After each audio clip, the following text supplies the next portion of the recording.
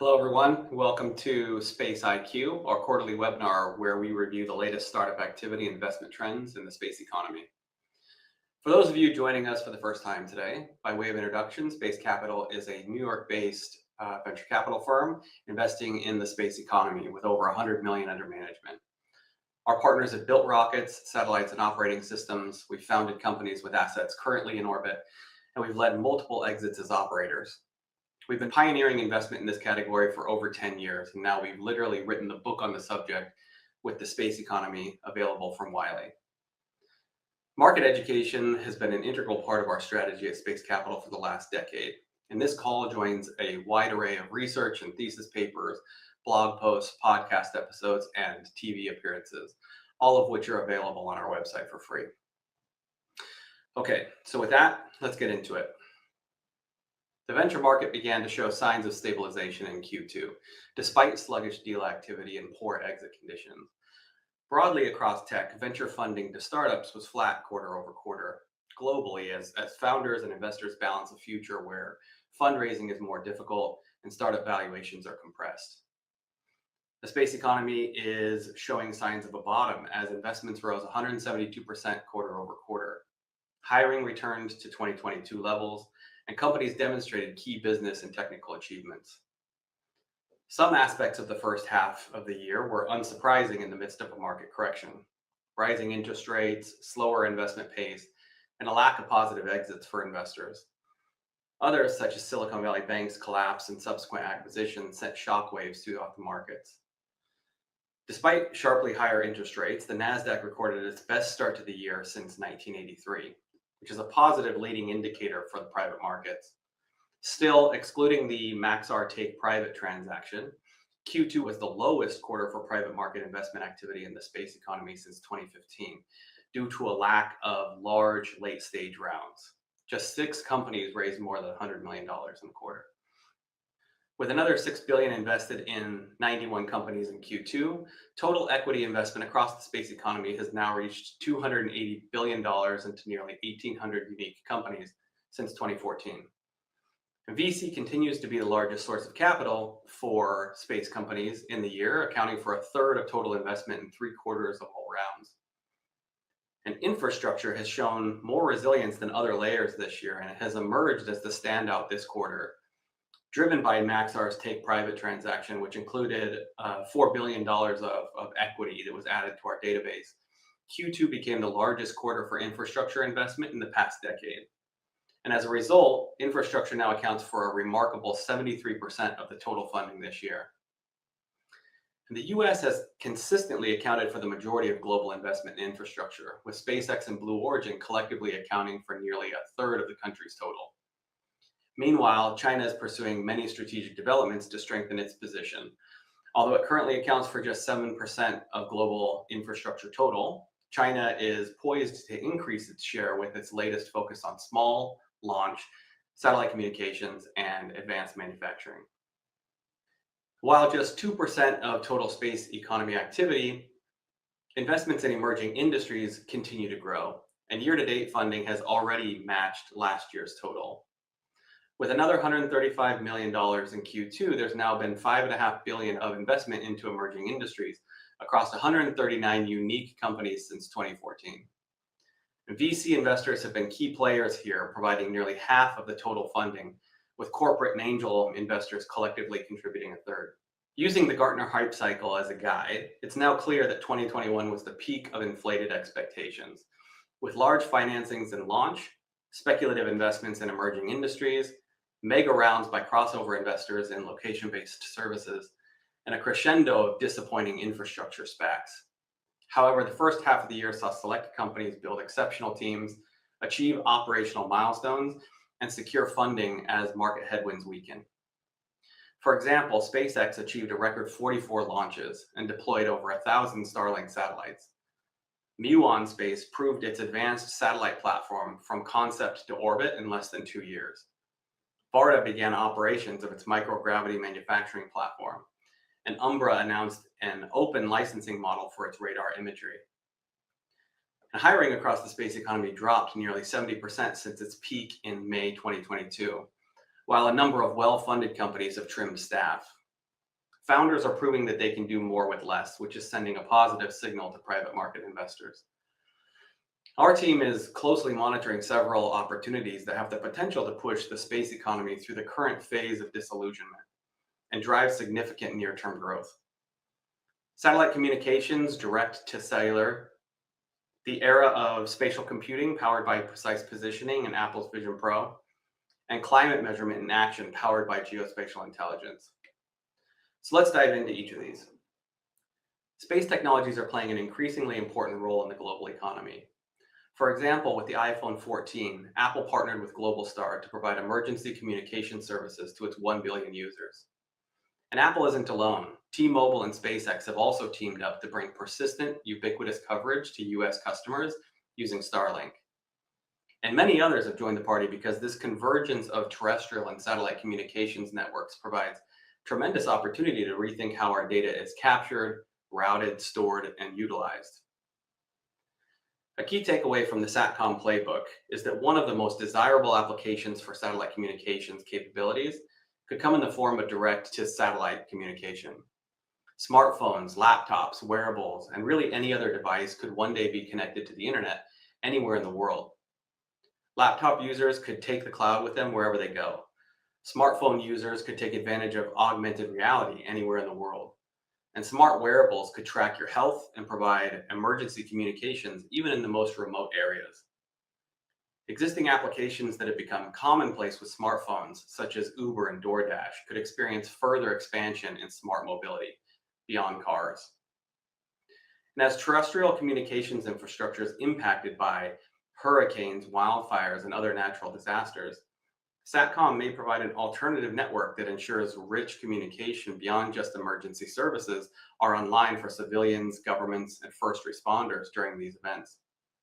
One possible scenario could involve coordination of civilians, improved search and rescue, and faster rendezvous with loved ones. Connected drones could serve to deliver medical equipment, such as defibrillators, to people in need, as demonstrated by a Swedish startup company, Everdrone, which saved its first heart attack patient in January of last year. Supplementing this technology with video communications enabled by direct-to-device satellite communications could enable opportunities in telemedicine, ensuring even people without proper medical training can be guided through these scenarios using the equipment at hand and save lives. As many more organizations become reliant on distributed data for core operations, this category could become one of the largest markets that SATCOM has ever seen. GPS is converging with computer vision and ushering in a new era of precise positioning that will unlock millions of new applications never before possible, including the mass adoption of augmented reality experiences as we mesh the physical environment with digital information. As one of the first next-gen applications that's offering a new layer of experience for location-based services, these applications have been built on the current GPS infrastructure, with companies in navigation and gaming being the first to take advantage. But to realize the full potential of AR, enhancements in positioning are needed. Even with GPS 3, which is more precise and interoperable with other international GNSS systems, new AR applications require even greater precision. Due to signal refraction in the atmosphere and satellite orbit and clock error, GPS accuracy will still be compromised. Additionally, these errors will be compounded in urban canyons where line of sight is often limited by tall and reflective buildings. In order for AR to become mainstream, AR experiences must persist in the real world across space, time, and devices. For this functionality to exist, precise location and orientation data is needed. Without it, the physical environment and digital information won't properly mesh together. So to unlock this functionality, we're seeing a number of companies create real-time 3D maps of the environment using computer vision. And these maps provide visual localization, but GPS provides a valuable constraint on the target area. The Cambrian explosion of mobile entrepreneurial activity was predicated on ubiquitous, highly precise positioning, the presence of developer tools, and a multifunctional platform that resonated with consumers, i.e. the iPhone and the App Store. AR has strikingly similar prerequisites, And as these are satisfied, we expect to see an explosion in AR entrepreneurial activity of similar magnitude. Already, companies like Meta and Google are actively building out a real-time 3D map of the world, not just in an attempt to create a visual positioning system, but to own a piece of the virtual real estate that all future AR applications will be built on. At the same time, there's a great deal of activity in AR developer tools. Just as the Google Maps API enabled developers to readily build location-based services applications, Arkit, ARCore, and many others are making it easy for developers to build realistic, powerful AR experiences. Another essential component in making AR the next big thing is creating the systems that produce AR experiences for users. In other words, AR is waiting for its iPhone moment. Way back in 2017, Apple CEO Tim Cook said that AR is a big idea like the smartphone. The smartphone's for everyone. We don't have to think about the iPhone is about a certain demographic or country or vertical market. It's for everyone. I think the AR is that big. It's huge. And so, as we all know, in Q2, Apple launched their Vision Pro, designed to usher in an era of spatial computing. Most people have written the Vision Pro off as another gadget for the ultra wealthy, given its price tag. But Apple has much grander ambitions. And in 5 years, we expect that this will be as ubiquitous as the iPhone at a fraction of its current price. As information and consumer engagement moves away from screens and back into the real world, new companies and business models will be created, transforming nearly every industry on Earth. And like mobile, this phenomenon will be enabled by satellite technologies, delivering precise positioning, digital twins, and global connectivity. Space plays a foundational role in enabling climate markets. In fact, we wouldn't know about our changing climate if it weren't for space. And that's because over half of essential climate variables fundamental to Earth science today can only be measured from space, and over 99% of accurate weather forecasts come from space. Our partners at Space Capital have led some of the world's most ambitious climate projects, including MethaneSat, a $100 million subsidiary of the Environmental Defense Fund. We're also generating industry-leading insights, and our portfolio includes market leaders delivering climate solutions. GHGSat is the only company that is capable of monitoring facility-level emissions. That's important because of the huge gap in self-reported data. Planet Labs is measuring deforestation and other changes on the surface of our planet. Muon is building satellites as a service with more sophisticated sensors to help close the data gap. Regrow is transforming agricultural systems, and the CEO says that it is the single most important thing that we can be doing to combat climate change. Arbol's parametric insurance platform is delivering climate risk management products. Climate tech companies were mostly spared the carnage in the markets that hit other areas of tech last year. Valuations have been heating up, in part in response to the Inflation Reduction Act, which committed $370 billion to combat climate change over the next decade. Many leading VC firms have dedicated funds now, and we're seeing huge amounts of capital available for climate startups with strong teams and novel approaches. And this is definitely an area that we expect to see a great deal of growth from going forward.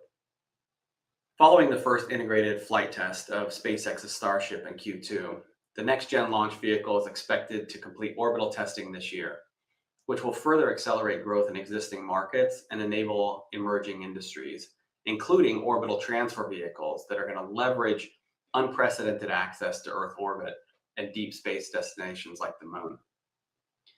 It might seem far off, but similar to launch a decade ago, the lunar industry is primarily now a government-led market, but it's becoming more commercial. NASA's Artemis program is underpinning the growth in lunar activity, committing billions of dollars to build a permanently crewed outpost.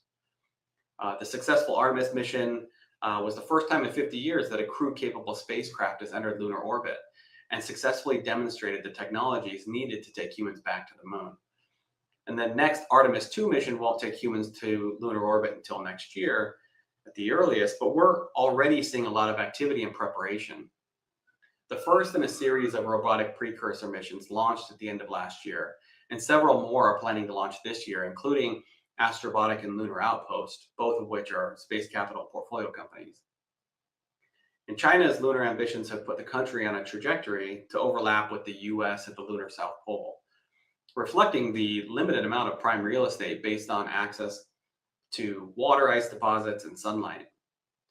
The accelerating timeline of Chinese plans prompted the NASA administrator to warn that Beijing could establish a foothold on the moon and dominate the most resource-rich locations on the lunar surface. So, rising geopolitical tensions, particularly with China, are driving an increase in US government funding to meet the occasion. Funding to AI companies remains strong in 2023, driving growth in an otherwise tepid market. And recent advancements in artificial intelligence are enhancing the capabilities of companies across the space economy. As a horizontal technology, AI cuts across everything, including next-gen manufacturing and supply chain management, satellite design and operations, deeper and more actionable intelligence, satellite communications, network management, and many, many more. AI use cases in the space economy are nothing new, particularly within geospatial intelligence. As we explored in the GeoInt playbook, NVIDIA introduced the first widely available GPU in 1999, which led to a new paradigm of GPU-accelerated computing that makes large, complex data sets usable in real time. Today, NVIDIA's platform is powering everything from simulation to design and operations to asset management on orbit. Meanwhile, synthetic data has become an essential tool for the advancement of AI and machine learning. Given the massive data sets produced by Earth imaging satellites, GeoInt is the largest initial market for this technology, and leading geospatial intelligence organizations like Maxar, Planet Labs, and the NGA are leveraging this technology for AI training and validation. In Q2, Rendered AI made AI training simpler and more accessible by integrating their data generation platform with NVIDIA's Omniverse replicator.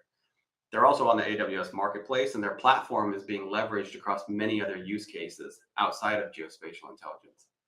As much growth as we've seen in recent years, AI is not as widely adopted as it will be, not by a long shot. Computer vision tools are still in the early stages of adoption, and we expect to see much more innovation here. In conclusion, after 18 months of downturn in the financial markets, it's clear that the era of free money is over, and companies are beginning to adapt to this new normal. The reset in the financial markets has brought about healthier market dynamics, enabling disciplined investors to identify opportunities and invest in high-quality companies at more reasonable valuations. Despite persistent market headwinds affecting the space economy, we remain optimistic about its future, as breakthrough technologies and exceptional teams demonstrate that the pace of innovation is only accelerating.